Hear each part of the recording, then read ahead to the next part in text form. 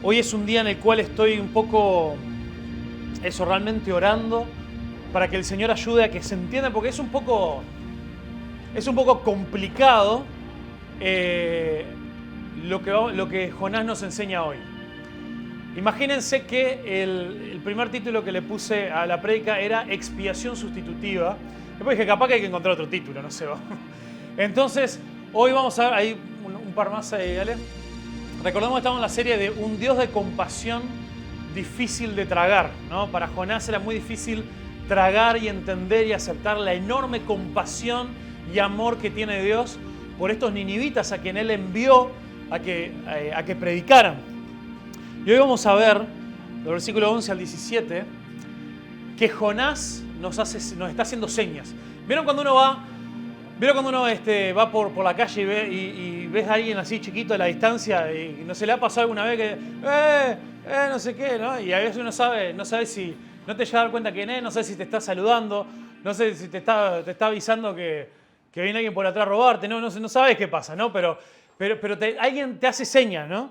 Y las señas ¿qué son? ¿Eh?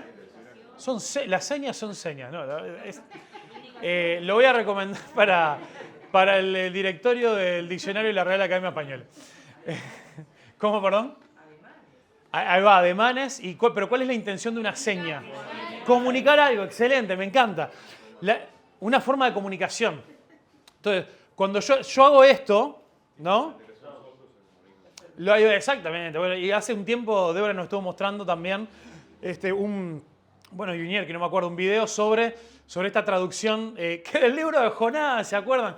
Que estaban haciendo la primera traducción al lenguaje de señas uruguayo de la Biblia y habían arrancado con el libro de Jonás.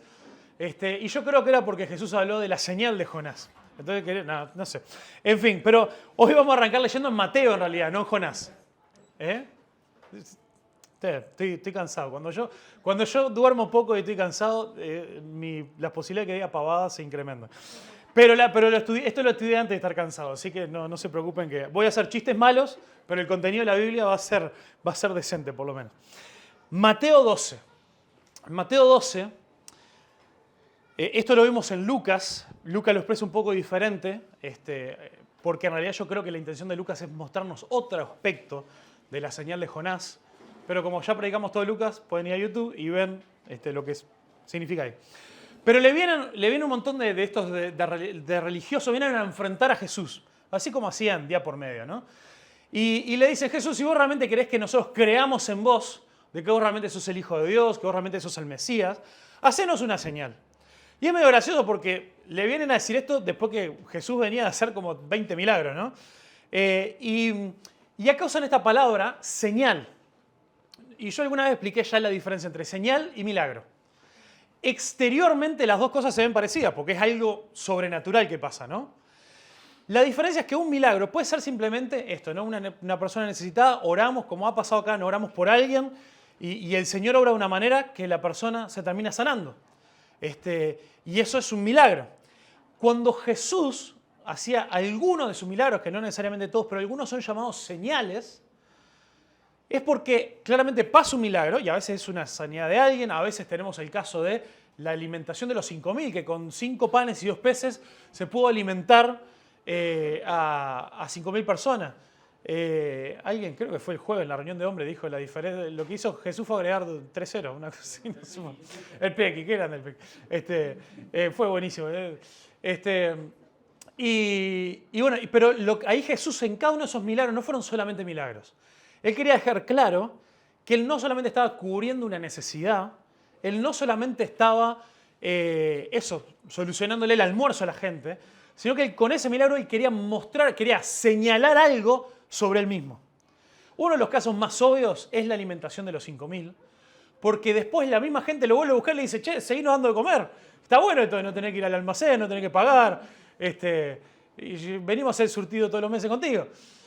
Y Jesús ahí les revela el significado de la señal. Le dice, ustedes no entendieron nada. Acá yo les di de comer, pero yo soy el pan de vida, dice Jesús. Yo soy el pan de vida que descendió del cielo. Y entonces ahí lo que él está queriendo decir es que ese milagro que él hizo es una señal que muestra cómo quien viene a él su hambre espiritual, su hambre emocional, muchas gracias, se puede ser satisfecha. Y así con un montón de señales. Entonces acá vienen y le piden, bueno, danos una señal, le dicen. En definitiva, una señal que nos muestre, que nos señale que vos sos el Mesías. No era tipo, bueno, no sé, hace un truco de magia con unas cartas. No, no era eso. Era tipo algo claro que muestre que vos sos el Mesías. Y Jesús, que ya había hecho muchas señales, les dice, en versículo 39 de Mateo 12, dice, Jesús le respondió, solo una generación maligna y adúltera exigiría una señal milagrosa. Pero la única que les daré será la señal del profeta Jonás. Así como Jonás estuvo en el vientre del gran pez durante 3 días y 3 noches, el Hijo del Hombre estará en el corazón de la tierra durante 3 días y 3 noches. Jesús tiró el micrófono y arrancó. Y yo creo que nadie entendió nada, ¿no? Pero fue medio a propósito. Jesús dijo que con la gente que no tenía su corazón o sus oídos abiertos, Él iba a enseñar de una manera que ellos no entendieran. Porque el problema no era el intelecto, el problema era su corazón. Pero a nosotros sí nos va quedando claro, al conocer la palabra de Dios, al ver lo que pasó y al ver la historia de Jonás, qué significa la señal de Jonás. Y hoy, por eso el mensaje de hoy se llama Jonás nos hace señas. Como que la historia de Jonás está ahí señalándonos, ¿no? Y mostrándonos a Jesús en su historia. Habiendo dicho eso, es que vamos a ir ahora a Jonás, capítulo 1, versículo 11 al 17. Y vamos a ver 4 cosas que Jonás nos señala en su historia. ¿Se acuerdan, para los que se perdieron la vez pasada y no lo miraron en YouTube, que llegamos al punto donde se descubrió que Jonás era el culpable, que la gran tormenta le había enviado Dios por culpa del pecado y la rebeldía de Jonás? Dice el versículo 11, y le dijeron los marineros, ¿qué haremos contigo para que el mar se nos aquiete? Porque el mar se había embravecido más y más. Él respondió, tomadme y echadme al mar, y el mar se os aquietará, porque yo sé que por mi causa ha venido esta gran tempestad sobre ustedes. Y aquellos hombres trabajaron para hacer volver la nave a tierra, mas no pudieron, porque el mar se iba embraveciendo más y más contra ellos. Entonces clamaron a Jehová y dijeron, te rogamos ahora, Jehová, que no perezcamos nosotros por la vida de este hombre, ni pongas sobre nosotros la sangre inocente. Porque tú, Jehová, has hecho como has querido. Y tomaron a Jonás y lo echaron al mar. Y el mar se aquietó de su furor. Y temieron aquellos hombres a Jehová con gran temor. Y ofrecieron sacrificio a Jehová e hicieron votos, o sea, hicieron compromisos, promesas a Dios. Pero Jehová tenía preparado un gran pez que tragase a Jonás. Y estuvo Jonás en el vientre del pez 3 días y 3 noches. Este versículo 17 es por el que casi por lo único que se conoce a Jonás, ¿no? Pero hemos visto cómo hay mucho más detrás que todo esto, ¿no? Entonces, yo quiero hoy que podamos entender que Jonás nos está haciendo señas. Jonás nos está haciendo señas para mostrarnos a Jesús. Y vamos a ver un montón de paralelismos que hay entre Jonás y Jesús. Y algunos, como hemos visto, son paralelismos de contraste, como Jonás es exactamente lo opuesto. Porque justamente la idea de que personas, historias en el Antiguo Testamento, todo se trata de Jesús, todo señala a Jesús. Jesús es la clave para interpretar todo el Antiguo Testamento. Historias que a nosotros nos parecen rarísimas, como esta, que es rarísima. Si nosotros tenemos a Jesús como el centro de nuestra prioridad y conocemos el Evangelio, la luz de Dios alumbra la historia y podemos comenzar a comprender un montón de cosas que ni nos hubiéramos imaginado. Entonces, lo primero que Jonás señala es la necesidad de un sacrificio sustitutivo para satisfacer la ira de Dios por el pecado. Lo voy a decir de vuelta. Yo sé que le cambié el nombre era como más interesante que expiación sustitutiva, pero igual algunas palabritas ahí tenemos que repasar juntos. Lo digo de vuelta. Jonás señala la necesidad de un sacrificio sustitutivo, un sacrificio que sustituya algo para satisfacer la ira de Dios por el pecado. Esto lo vemos en el versículo 2 y 13, que Jonás le dice, lo que ustedes tienen que hacer para que esta tormenta se calme es tirar al mar, porque esto es por mi culpa. Vamos a ver qué significa esto. Acá nos queda una pregunta. Esto, yo les he dicho que hay un libro ahí de Timothy Keller, que Dani lo está leyendo. ¿Está leyendo? ¡Qué momento! Lo está leyendo bien rápido para devolverlo y que todos los demás que están esperando para leerlo lo puedan llevar prestado. Él dice, ¿estaba realmente arrepentido cuando él dijo lo que ustedes tienen que hacer es tirarme al mar? Fue tipo, ay, soy un pecador, Dios perdóname, yo me tiro al mar para que se calme la tormenta. No. O solo estaba diciendo, o sea, realmente le estaba diciendo, yo merezco la muerte por mi pecado. Acordémonos que ni los marineros ni Jonás sabía que venía un pez que lo iba a mantener vivo en su vientre. Eso es como el plot twist, es la sorpresa ahí del final, ¿no? Para ellos tirarlo al mar era la muerte, por eso estoy hablando de un sacrificio. Era tirarlo y que se muriera, era deshacerlo. Era la escena que hemos visto en los dibujitos de los piratas que lo ponen ahí en la tabla y lo empiezan a pinchar ahí con la espada hasta que pum, para adentro y los tiburones y se terminó. Jonás realmente estaba diciendo, yo he pecado de tal manera que realmente entiendo que yo merezco la muerte por mi pecado. O sus motivos eran precisamente lo opuesto. Él estaba diciendo algo como, prefiero morir antes que arrepentirme y obedecer a Dios. Todavía él tenía la posibilidad de ahí en el barco, al reconocer que todo esto era su culpa, de arrodillarse, de clamar a Dios y decir, Dios, yo he pecado, yo pensé que podía huir de tu presencia, pero como dice el Salmo, ¿a dónde huiré de tu presencia? Si vos estás en todos lados, si vos conocés todo de mí. Él en realidad lo que estaba diciendo con eso, échenme al mar que se les va a calmar la tormenta, es, yo prefiero morir antes que doblegar mi ego y mi orgullo ante el poder de Dios. Antes que yo decir como cantamos hoy, Él es mi rey. Él es el rey de mi vida. Y prefiero morir antes que obedecer e ir a Nínive. Matame, le estaba diciendo a los marineros y a Dios. ¿Estaba sometiéndose a Dios o estaba rebelándose por segunda o tercera vez contra Dios? Seguía su corazón endurecido al punto que prefería morir antes que obedecer a Dios. Y algunos de nosotros vivimos de la misma manera. Algunos de nosotros decimos, yo busco a Dios para ver si Él me trae un poquito de paz, para ver si me soluciona algún problema, pero que Dios no se meta con mi pecado, que Dios no me empiece a hablar de lo que está mal y desordenado en mi vida, porque yo ahí me voy a dar media vuelta, voy a comprar mi pasaje a Tarsis y me voy a ir. Y yo sé que estoy en medio de una tormenta, como lo hemos hablado ya los domingos anteriores. Yo sé que la tormenta de mi vida está causada en buena manera por los pecados que he experimentado, que he cometido. Pero no me pidas que vuelva atrás. No me pidas que yo hoy tome una decisión de cortar con eso de raíz, porque no lo voy a hacer. Voy a buscar a Dios si Él me puede bendecir, pero si no, capaz que después de un tiempo me las tomo. Y preferimos seguir sufriendo la tormenta y que la gente que nos rodea sufra las consecuencias de mi tormenta por seguir con un corazón rebelde.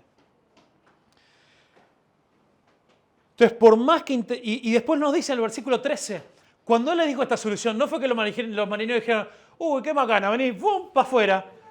No, dice que frente a la respuesta de los marineros, yo me imagino, decían, esto sería terrible, no queremos hacerlo. ¿Cómo vamos a matar a un hombre? Por más que él sea culpable. Y entonces dice que después que le dijo lo que tenían que hacer, ahí nos dice que ellos se esforzaron aún más. Rememos, acomodemos la vela, veamos qué podemos hacer, lleguemos a tierra. Y no pudieron. Esto también es un recuerdo para cada uno de nosotros, que tu esfuerzo, mi esfuerzo, nunca podrá pagar por mi pecado. Las cosas que yo puedo hacer en mi vida jamás van a poder pagar por mi pecado.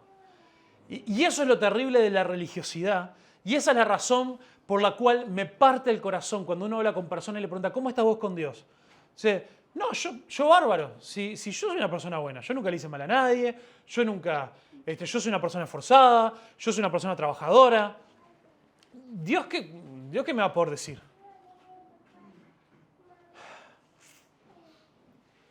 Eso es tan triste.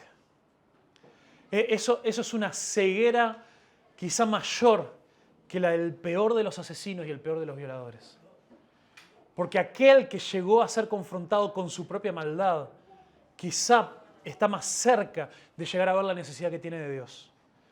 Pero aquel que piensa que en sus propias fuerzas puede seguir remando hasta llegar a un puerto seguro, solamente se sigue arruinando la vida más y más. Y quizá piensa que él puede construir la paz en su vida y puede construir estabilidad, pero eso que está construyendo no es más que un castillo de cartas o que un castillo de arena. Que apenas venga una ola o un viento, lo va a tirar.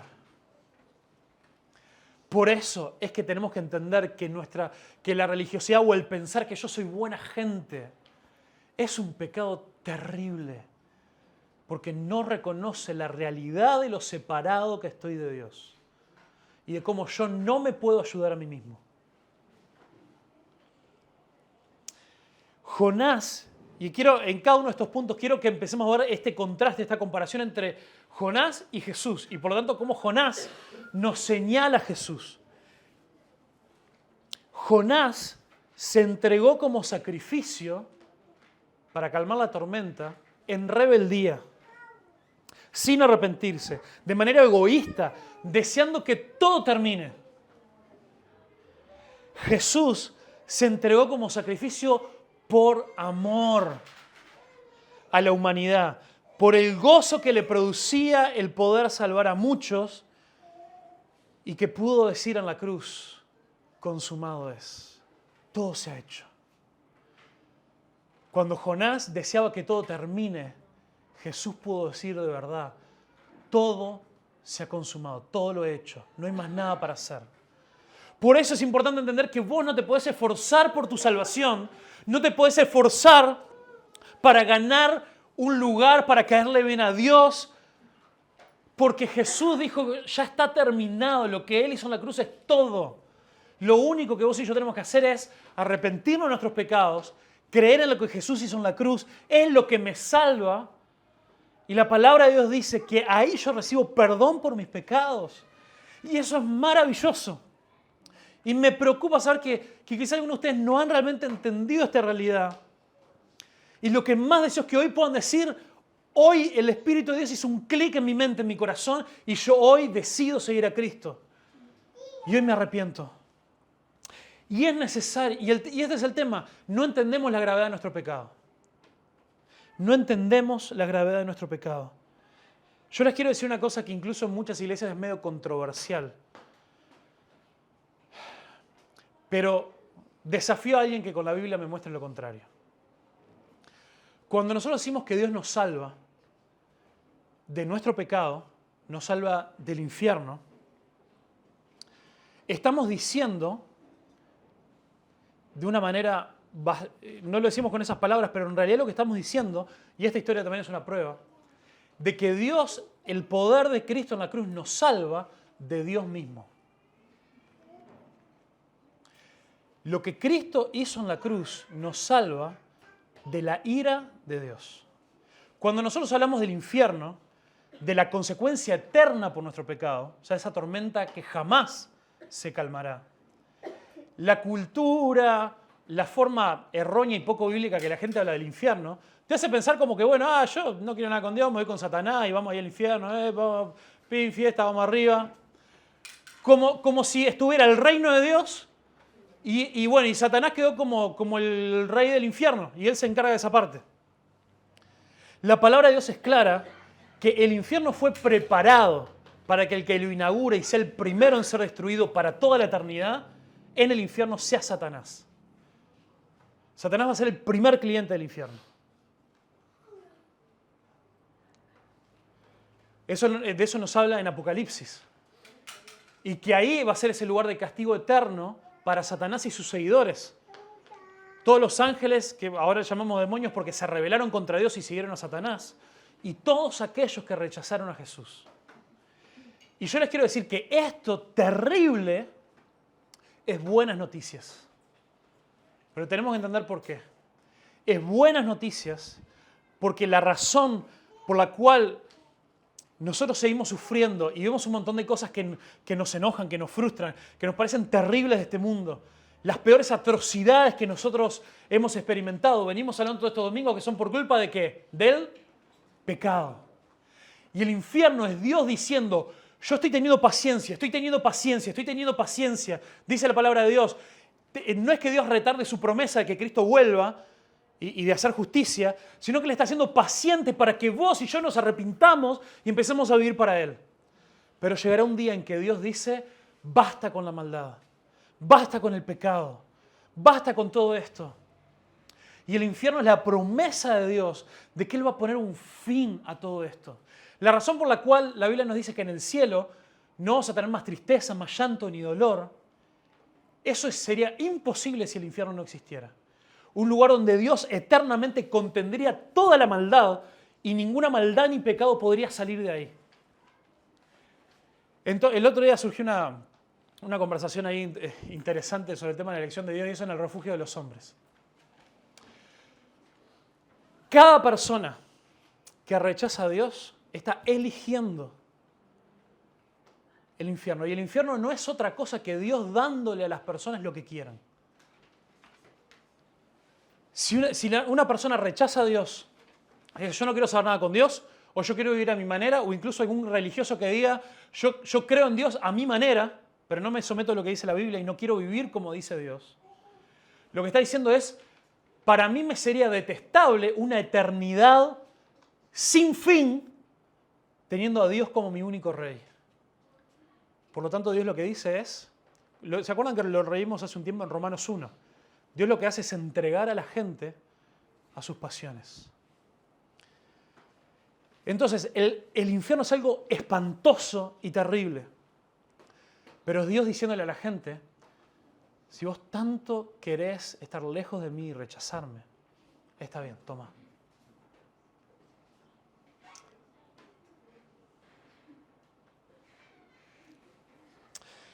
Y miren, no hay ilustración que yo pueda dar, no hay forma de decirlo, no hay frase armada, no hay cita de un libro de un teólogo espectacular que yo les pueda leer o que yo les pueda decir que haga que el peso de esta realidad choque, impacte en nuestros corazones y nos quebrante.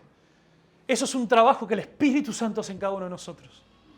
Y yo hoy clamo a Dios que traiga salvación a este lugar, que nos confronte con la gravedad de nuestra necesidad espiritual. Y si vos entendés esto, yo sé, hemos hablado, tengo mucha compasión por todo lo que muchos de ustedes están sufriendo.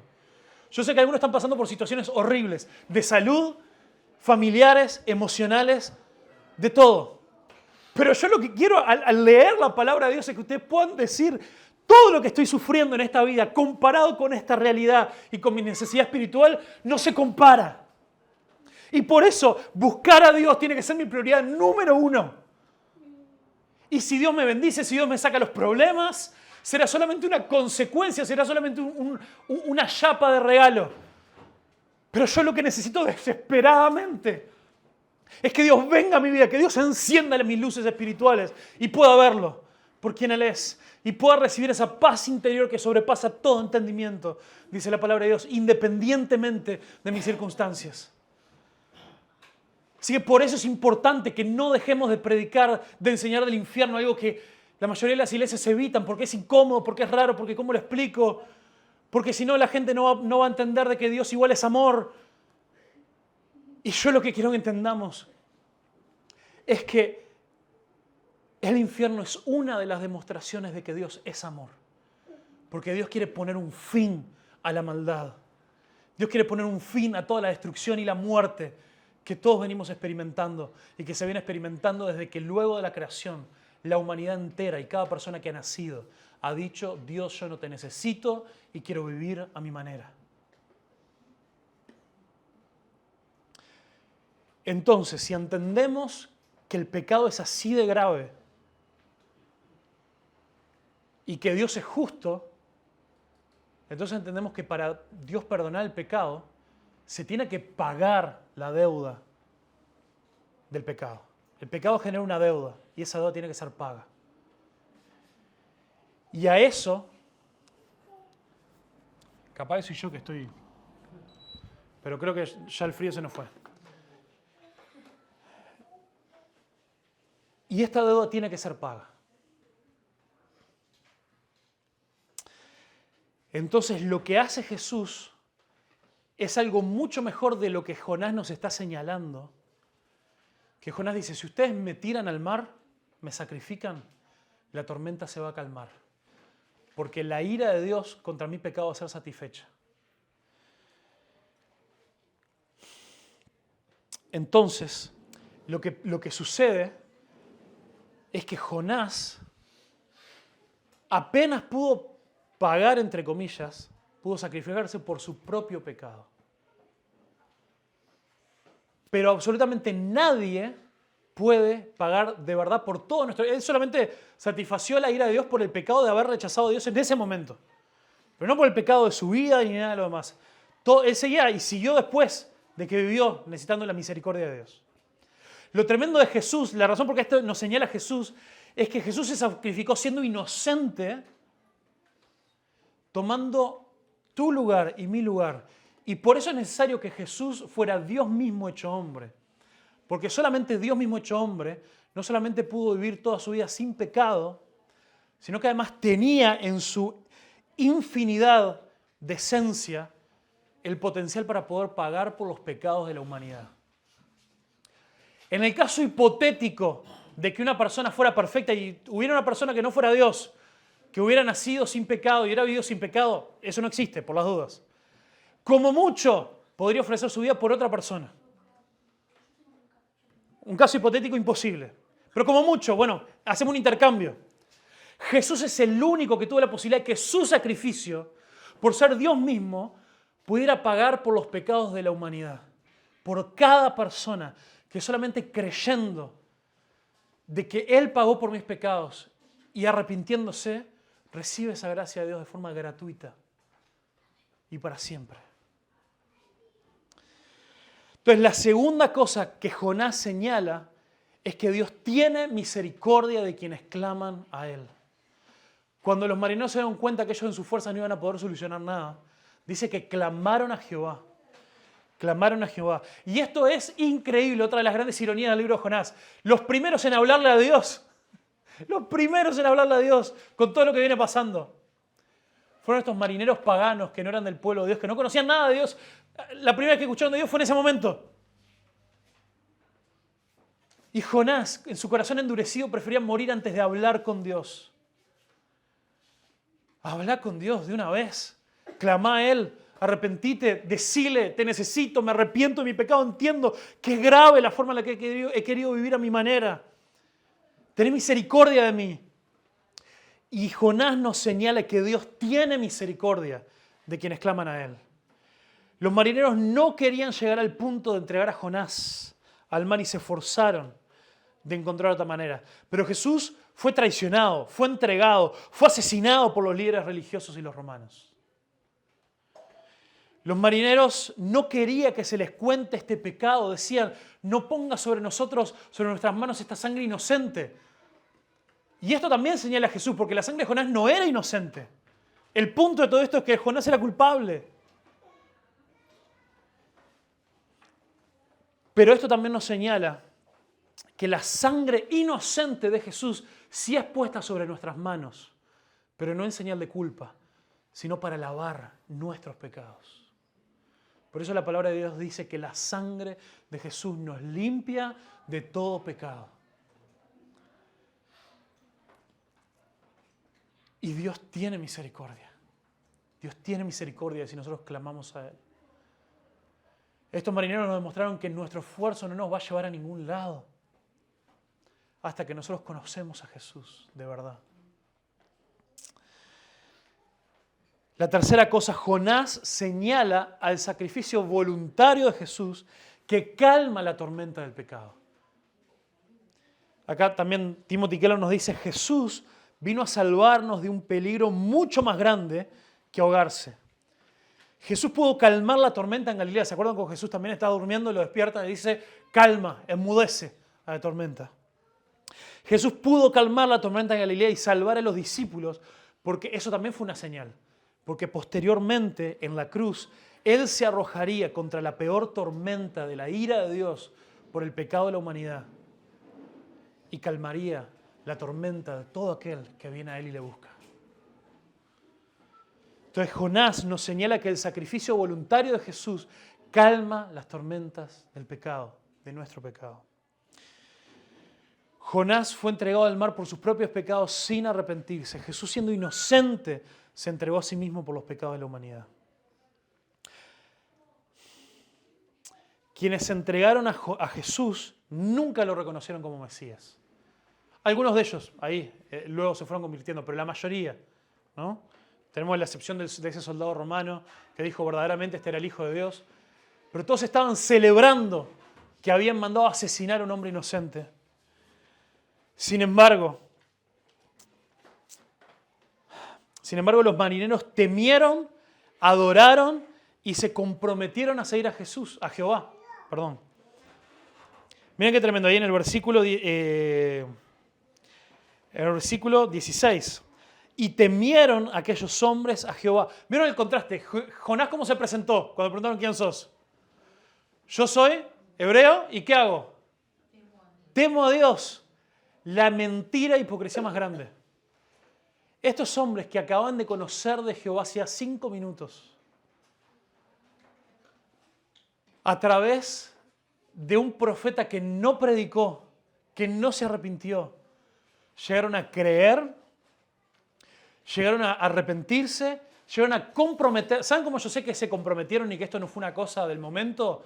Y que el otro día salió el sol y dijeron, bueno, vamos a volver a adorar a nuestros dioses. Dice que hicieron sacrificios. Si vos estás en el medio del mar, en un barco de madera, lo último que te pones a hacer es un sacrificio ahí. Porque va a terminar mal. Una chispita que termina en la vela, va a terminar mal la cosa. Cuando dice que hicieron sacrificios y le hicieron votos, estos hombres esperaron a llegar a tierra, a Tarsis. Y en el otro extremo del mundo conocido, en la otra punta del mar Mediterráneo, al bajar de este barco, estos hombres que habían sido tremendamente impactados y transformados por la experiencia que vivieron, bajaron a hacer un sacrificio que ellos también tenían conocimiento limitado, hicieron lo que pudieron, pero hicieron un sacrificio a Dios. Y dice que ahí le hicieron votos. Eso es la promesa de que ahora vos sos nuestro Dios. Ahora teníamos un montón de dioses en los cuales clamamos y no nos contestaron en medio de la tormenta. Pero vos contestaste nuestra oración, vos tuviste misericordia de nosotros y ahora nosotros te vamos a servir por toda la eternidad, para siempre. Amén. Y yo sé que algunos de ustedes tienen esta historia de haber seguido otros dioses, de haber seguido, como le dicen acá en Uruguay, ¿no? La religión, de haber seguido el ocultismo, de haber seguido a Satanás, de haberse seguido a uno mismo. Hablamos ya de cómo tenemos diferentes tipos de dioses, de ídolos en nuestra vida. Incluso los ateos y los agnósticos también tienen sus propios dioses, de la razón, del escepticismo, de hacer las cosas en sus fuerzas. Y algunos de nosotros hemos tenido esta experiencia, es decir, yo tuve un tiempo en mi vida en el cual clamé a estos dioses por ayuda y nunca aparecieron. Pero Dios ha tenido misericordia. Y yo ahora me he arrepentido de mi pecado y le voy a seguir.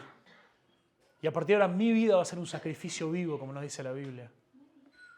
Y haré votos de seguirle para siempre y de serle fiel. Entonces este desafío, quizá ahora, si vos sos una de las personas que ya está seguro que sos un hijo, una hija de Dios, ¿cómo están tus votos que has hecho al Señor? Y quiero tener cuidado con esa palabra porque se usa mucho en el catolicismo para otro tipo de cosas que la Biblia no enseña. Pero yo me refiero a esto de decir, yo decidí seguir a Cristo. Yo decidí que Él sea mi único Dios. Yo decidí hacer y obedecer lo que Él me diga, porque Él entregó su vida por mí. Y ahora toda mi vida solamente tiene sentido si le amo, si le sirvo, si le busco. ¿Te estás enfriando? ¿Será que como pasó la tormenta, te empezaste a distraer con otras cosas? Recordá aquel día que vos te comprometiste con el Señor. y buscalo. Y buscalo.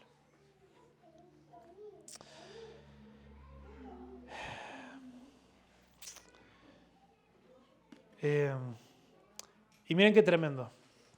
Jonás fue el profeta accidentalmente más efectivo de la Biblia. ¿Qué significa? Yo ya les dije, la mayoría de los profetas cuando leemos las historias son muy diferentes a estas.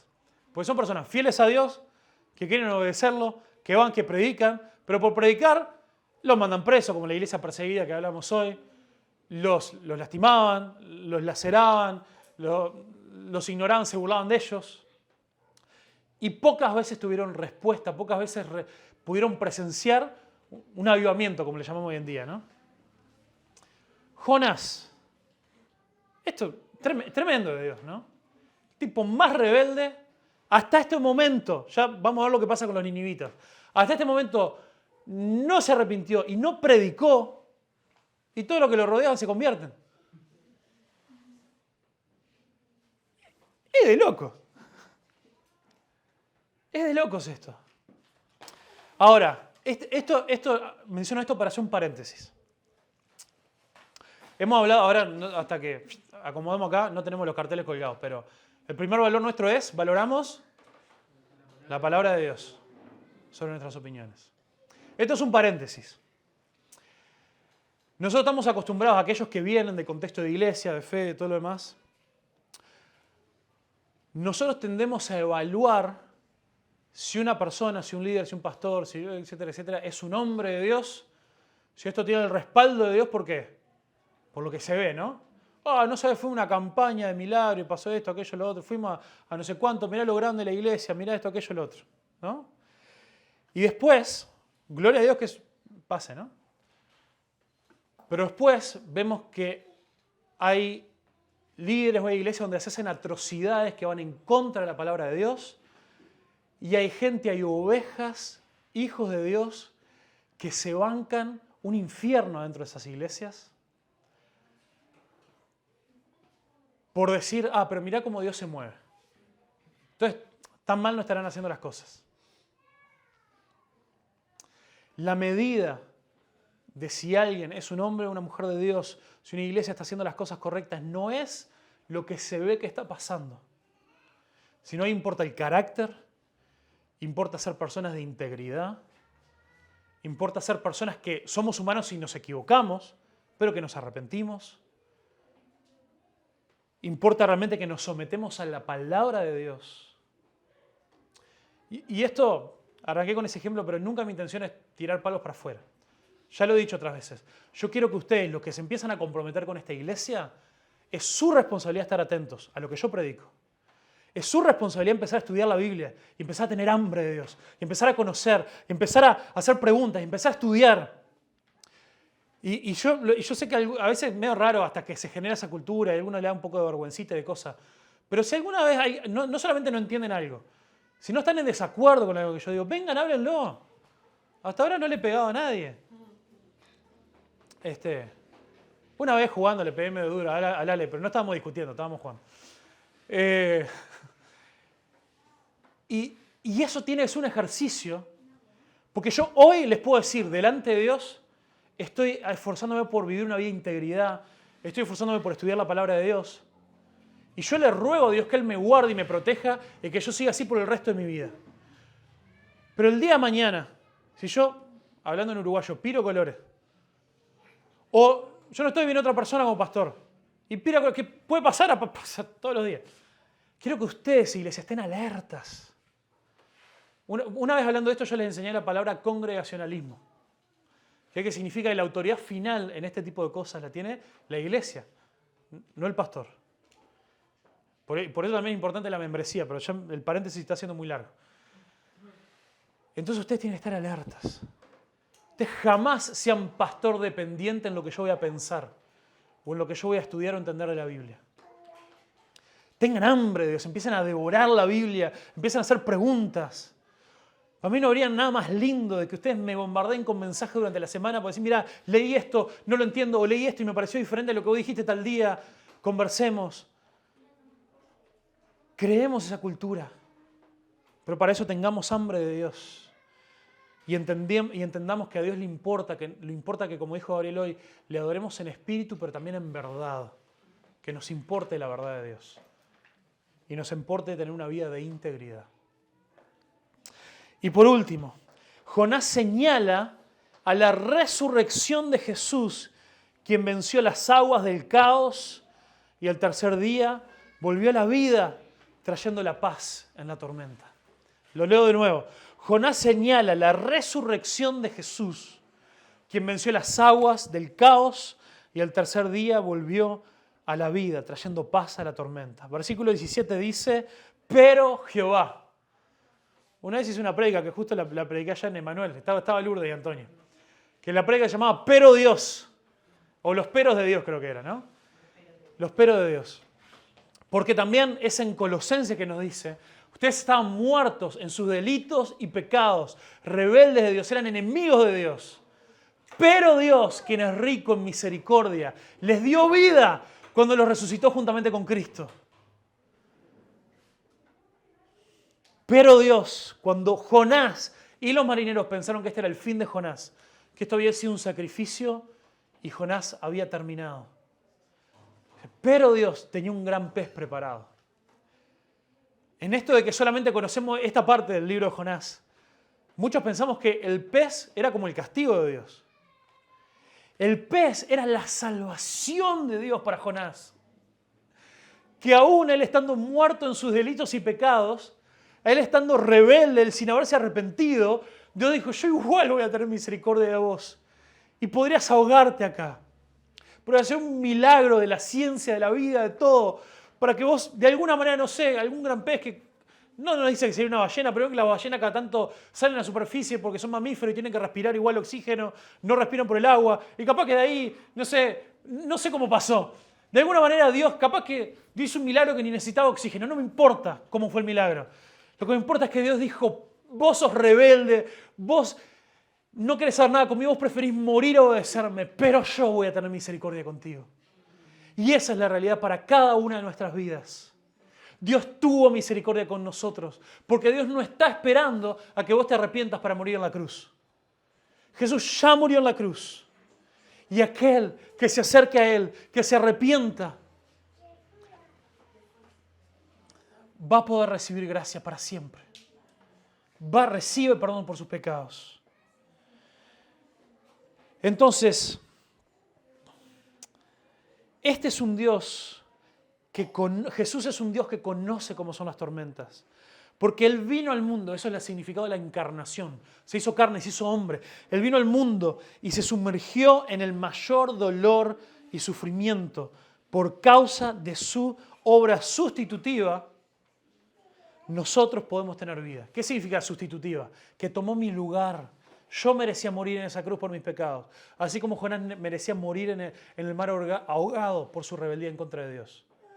Pero Jesús hizo un sacrificio sustitutivo, significa Él tomó nuestro lugar para que nosotros ahora podamos recibir su perdón, su justicia y el amor de Dios. ¿No es esto maravilloso? ¿No son estas buenas noticias? Hermanos, esto es el Evangelio.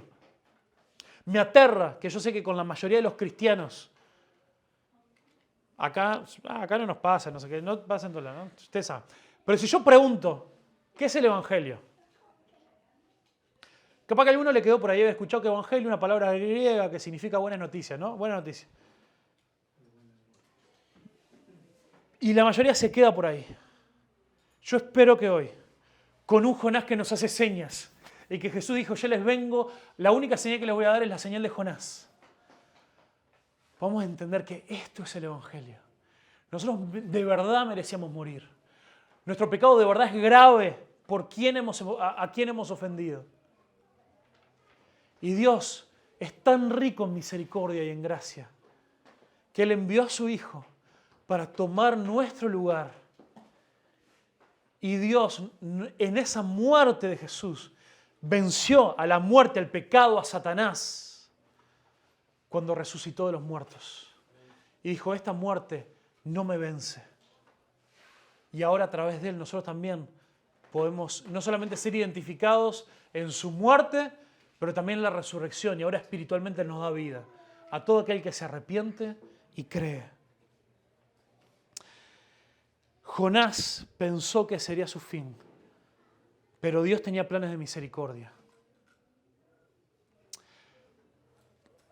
Anteanoche miramos con Pau un documental en casa que se llama Iceman o El hombre de hielo.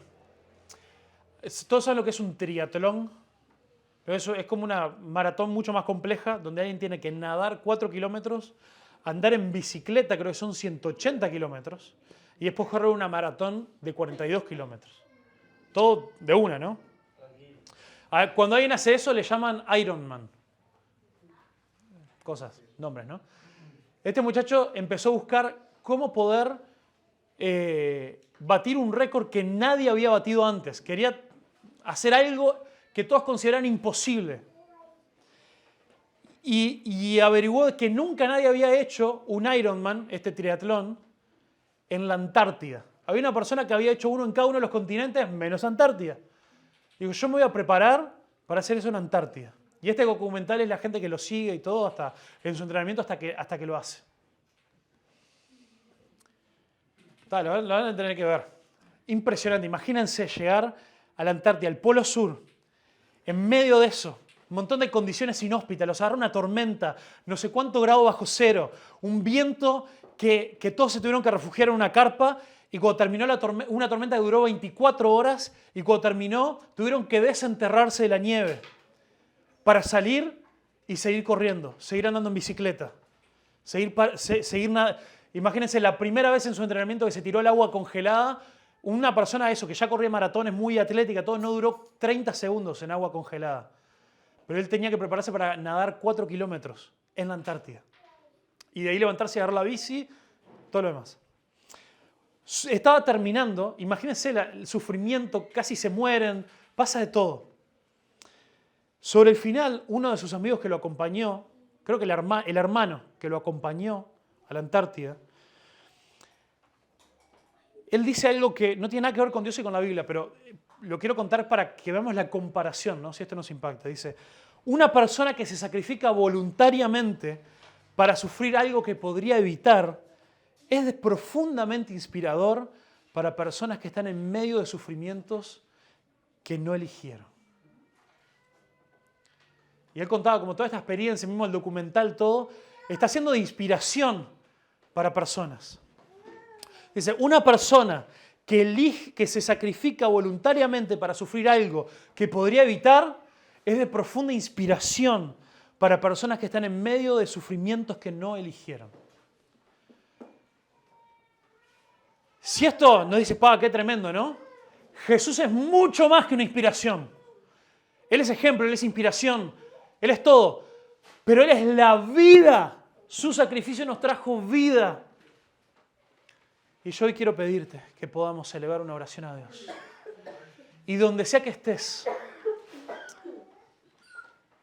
vos puedas decir, Jesús, perdóname, quiero seguirte.